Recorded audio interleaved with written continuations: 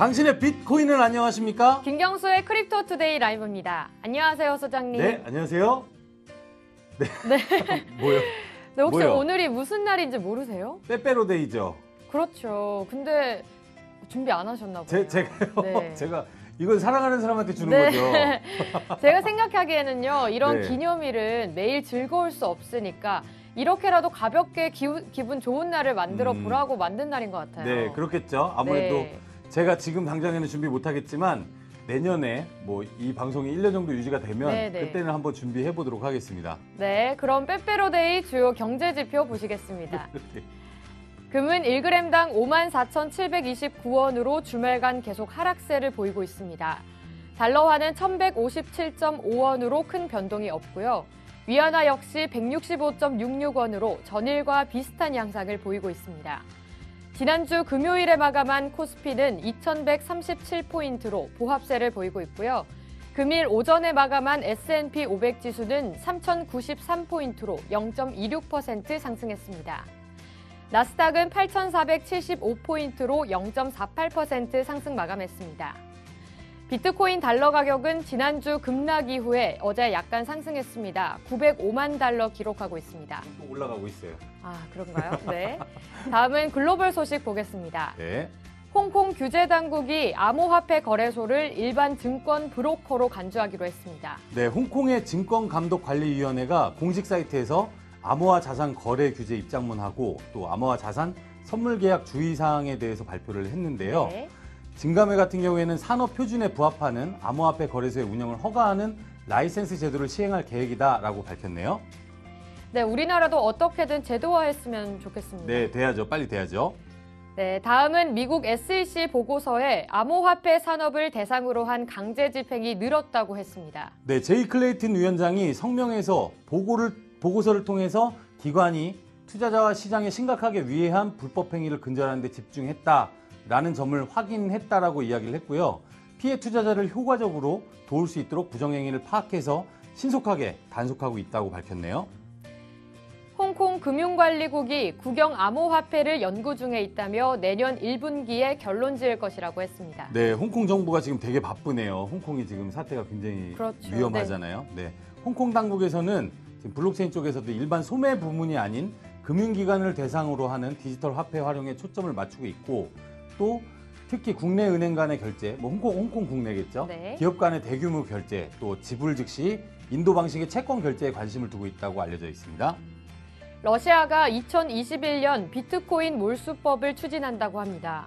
푸틴은 뭐 무서워요. 무시무시하네요. 네. 푸틴이나 시진핑은 이야기하면 그냥 그대로 처리를 해버리니까. 네. 비트코인 몰수법 같은 경우에는 비트코인뿐만 아니라 암호화폐 전체를 겨냥한다라고 덧붙였고요.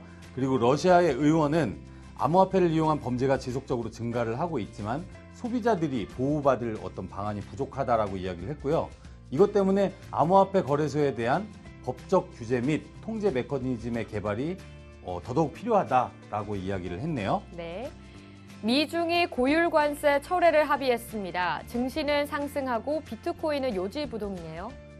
네, 이거 반대로 지금 가고 있는데요. 네. 미국과 중국의 고율 관세 철폐 소식에도 불구하고 비트코인이나 금값도 오늘 떨어졌죠. 아까 네. 이야기하신 대로. 암호화폐 시장은 별다른 반응을 보이지 않았는데요. 이날에 비트코인을 포함한 암호화폐 시장이 전체적으로 약세를 이어가고 있는 중인데 아무래도 트럼프의 어떤 발언에 대해서 네네. 신뢰성이 좀 많이 떨어진 게 아닌가 그렇게 생각이 됩니다. 다음은 국내 주요 소식입니다. 부산이 블록체인 특구의 사업 완성도를 높인다는 계획입니다. 네, 꾸준하게 활동을 하고 있네요, 부산이. 네. 이번에 착수 보고회 같은 경우에는 블록체인 특구 사업의 추진 과정에서 노출된 문제점을 되짚어 보고 또 현장의 목소리나 뭐 전문가들의 의견을 반영해서 중장기 계획 수립의 용역에 완성도를 높이기 위해서 마련됐다고 합니다. 금융위가 스테이블 코인은 글로벌 리스크 모니터링 같은 체계가 필요하다고 밝혔습니다. 네, 금융위원회 채운 상임위원이 스테이블 코인의 빠른 변화 속도와 특성에 부합하는 글로벌 리스크 모니터링 체계 구축이 필요하다라고 밝혔고요. 특히 금융시장의 안정성에 미치는 영향을 분석하기 위해서는 유연성이라든지 뭐 적응성을 갖춘 체계가 확실하게 필요하다라고 밝혔습니다. 게임위에서 블록체인 기술을 이용한 게임물에 대해 등급 분류를 거부했습니다. 어이고, 이거는 뭐 좀 안 좋은 소식이네요. 네. 이번 결정 같은 경우에는 해당 게임물이 우연적인 방법으로 결과가 결정이 되고 또 획득한 재료를 가상의 재화로 변환이 가능하고 근데 이거 뭐 리니지랑 뭐가 다르지? 네, 네. 게임의 이용자의 조작이나 노력이 게임 결과에 미칠 영향이 극히 드물다는 이유에서 이렇게 결정을 했는데요. 이번 결정으로 인해서 블록체인 산업이 위축되거나 둔화되지 않도록 확대 해석을 경계할 필요가 있다라는 데 의견을 모았다고 하네요. 네, 또 게이미 소식인데요. 게이미가 블록체인 게임물을 사행성 등의 이유로 등급 분류를 거부한 것으로 알려졌습니다. 등급 분류를 거부한 이건 다른 뉴스, 같은 뉴스인데 다른 매체에서 네, 보도를 네. 한 건데요.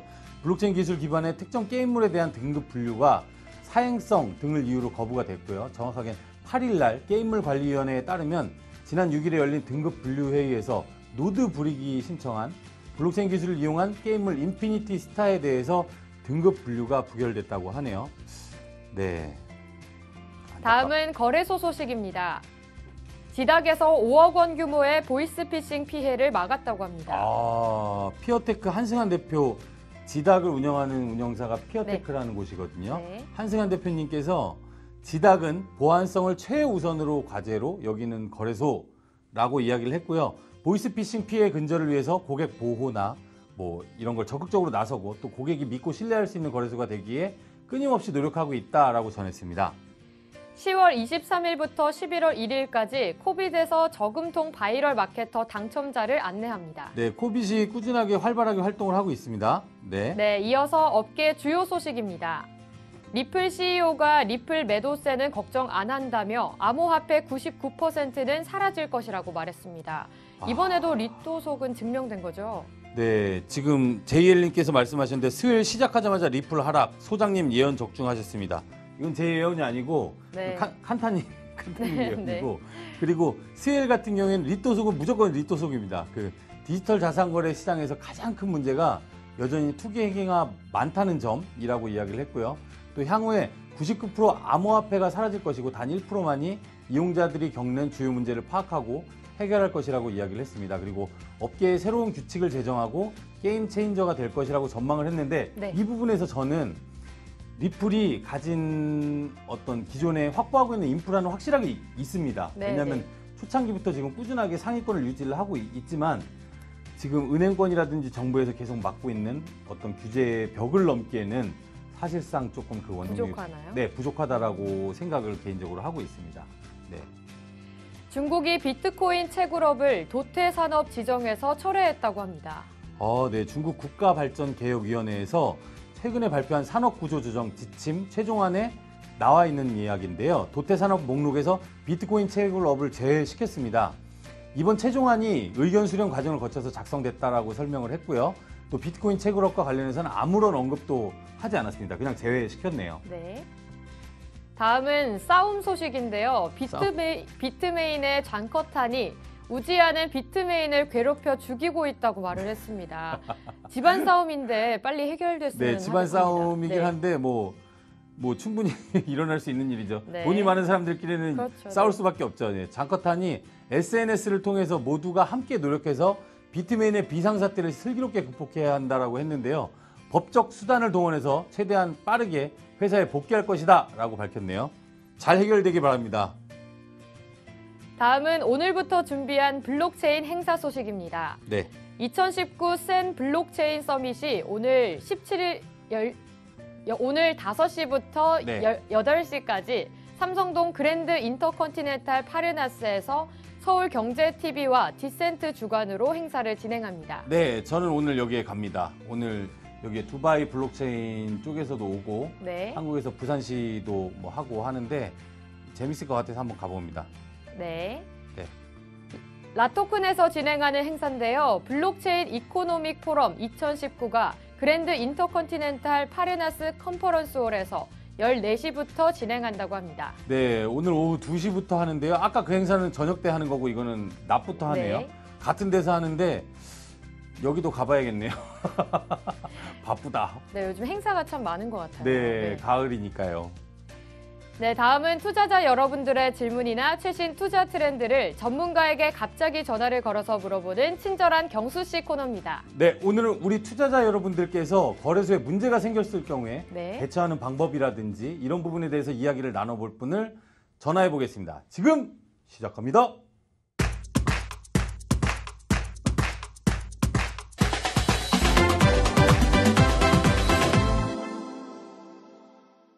네, 오늘은 법무법인 황금률의 변호사이신 박주현 변호사님께 전화 연결을 해보려고 네. 하는데요. 이분은 거래소 저격수로 굉장히 유명한 분이에요. 네, 저도 저번에 PD 수첩에서도 본 것 같아요. 봤어요? 네, 네, 네. 아, 진짜? 아, 그분 그때 아닌가요? 맞아요. 네. 맞아요. 박주현 변호사님. 네. 아까 설명 제가 잠깐 했죠. 지금 거래소들 소송도 몇 개 진행을 해보신 변호사님으로 네. 국내에서는 제일 유명한 분인 것 같아요. 그쪽 분야에서. 일단은 전화를 한번 연결해 보겠습니다. 네. 미리 얘기는 해놓긴 했는데 안 일어나셨으면 또 이제 비상사태인데. 박주현 변호사님. 그럼 비트코인 쪽을 전체적으로 담당을 하시는 그것도 취급한. 네, 안녕하세요 변호사님. 저 이더랩의 김경수입니다.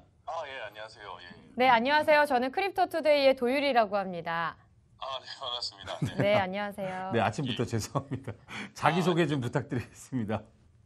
예, 안녕하세요. 저는 지금 현재 법률사무소 황금률의 대표 변호사 박주현입니다. 네. 지금 대한변호사협회 IT 블록체인 특위 대외협력기획위원장을 맡고 있고요. 네네네. 그 전에 이제 법무법인 광화에서 암호화폐 그 관련 소송 형사 사건을 맡아서 많이 진행하였는데, 네.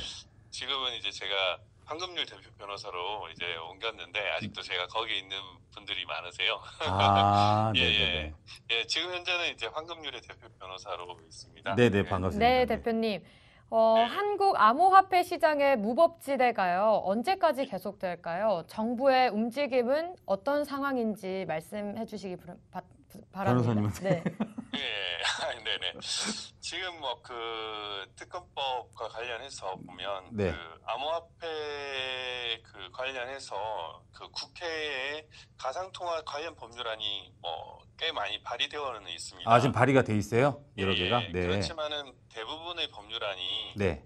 이제 내년 이제 총선 이후에 회기가 끝난 이후에 네. 폐기될 확률이 높고 그 최근에 특정 금융거래 정보의 보고 및 이용 등에 관한 법률, 이 이른바 특검법이라고 하는데 네.